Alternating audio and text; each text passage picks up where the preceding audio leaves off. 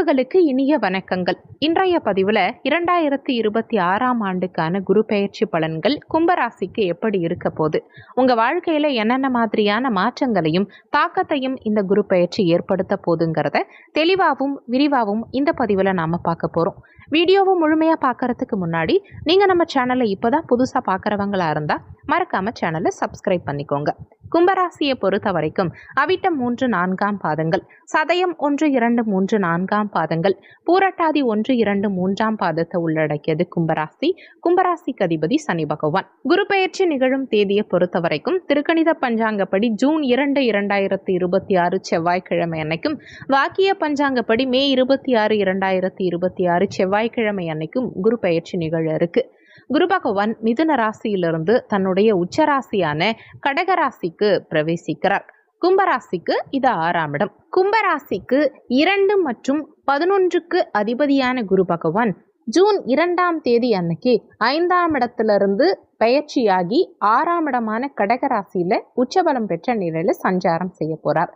6ஆம் இடம்ங்கிறது மறைவு ஸ்தானமா இருந்தாலும் அங்க அவர் உச்சம் பெறுவதனால பல விசேஷ மாற்றங்களும் நிச்சயமா கும்பராசி அன்பர்களுக்கு நிகழும். ஜூன் 1ஆம் தேதிக்கு பிறகு சொந்த ஊரை விட்டு வெளியூர், வெளி மாநிலம் அல்லது வெளிநாடு செல்லும் வாய்ப்புகள் பிரகாசமா இருக்கு. நீங்க இடமாற்றம் அடைஞ்சிட்டா, ஒன்ஸ் உங்களுக்கு இடமாற்றம் ஆயிட்டா வருமானம் அதிகரிக்க ஆரம்பிக்கும். வெளிநாடு செல்ல முயற்சிக்கிறவங்களுக்கு சாதகமான முடிவுகள் கிடைக்கும்.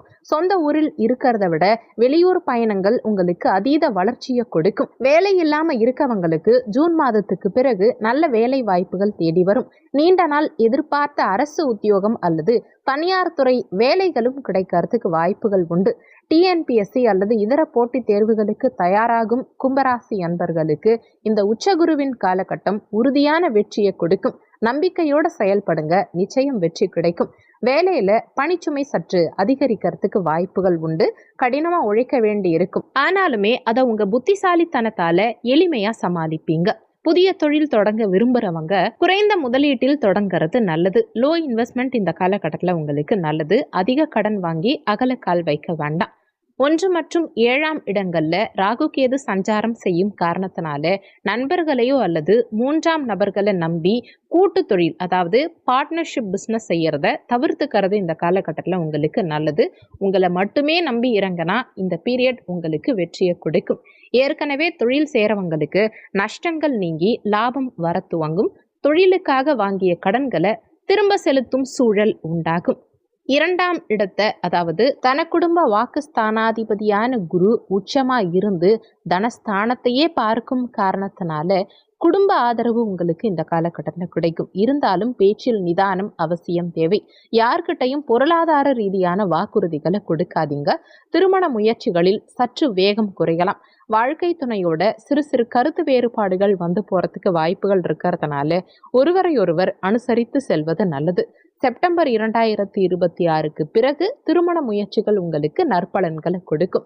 ஆரோக்கியத்தை பொறுத்த வரைக்கும் கடந்த சில ஆண்டுகளா இருந்த தூக்கமின்மை சார்ந்த பிரச்சனைகள் நீங்கி இப்போ உங்களுக்கு நல்ல தூக்கமும் மன அமைதியும் கிடைக்கும். கண், பல் மற்றும் வயிறு சம்பந்தமான உபாதைகள் ஒரு சிலருக்கு வரலாம்ங்கிறதுனால கொஞ்சம் உடல் நலத்துல கூடுதல் அக்கறை எடுத்துக்க பாருங்க. மென்டலி சற்று ப்ரெஷர் அதிகமா இருக்குங்கிறதுனால அதிகமா யோசிக்கிறத, ஓவர் திங்கிங்கை கட்டுப்படுத்துறது நல்லது. இடமாற்றம் மற்றும் மன அழுத்தம் காரணமா ஒரு சிலருக்கு ஹேர் லாஸ் ஏற்படுறதுக்கு, முடி உதிர்வுகள் ஏற்படுறதுக்கு வாய்ப்புகள் உண்டு. இரும்பு சத்து மற்றும் கீரை வகைகளை உணவுல அதிகமா சேர்த்துக்க முயற்சி பண்ணுங்க. இந்த காலகட்டம் சிறப்பாக அமைய நீங்க செய்ய வேண்டிய பரிகாரம் என்னன்னா, வியாழக்கிழமை தோறும் அருகில் இருக்கும் சிவாலயம் சென்று தட்சணாமூர்த்தியை மனமுருகி வழிபாடு செய்யறது சிறப்பு. வாய்ப்பு கிடைச்சா ஒருமுறை ஆலங்குடி குருஸ்தலம் சென்று நெய் தீபம் ஏற்றி வழிபாடு செய்ய பாருங்க. இது ஆத்ம திருப்தியையும் தடைகள் விலகலையும் ஏற்படுத்தும். மஞ்சள் நிற பொருட்கள் அல்லது மஞ்சள் நிற வாழைப்பழம் இதை ஏழை எளியவங்களுக்கு தானமா வழங்கலாம். ஏழை எளிய மாணவ மாணவிகளுக்கு புத்தகம், நோட்டு, பேனா இந்த மாதிரி கல்வி சார்ந்த உபகரணங்கள் வாங்கி தருவது மிகச்சிறந்த பரிகாரமா இருக்கும். யாருக்கும் ஜாமீன் கையெழுத்து மட்டும் போடாதீங்க. யாருக்காகவும் கடன் வாங்கி தராதீங்க. அது தேவையில்லாத கெட்ட பெயரை உங்களுக்கு உருவாக்கும்ங்கிறத மனசுல வச்சுக்கணும். முக்கியமான விஷயம், வீடியோல சொல்லியிருக்கக்கூடிய பலன்கள் கோச்சார ரீதியிலான பலன்கள். கோச்சார பலன்கள் யாரா இருந்தாலும் வெறும் 20% தான் வேலை செய்யும். மற்றபடி 80% உங்க சுயஜாதகப்படி தான் வாழ்க்கையில நிறைய விஷயங்கள் நடக்கும்ங்கிறத மனசுல வச்சுக்கணும்.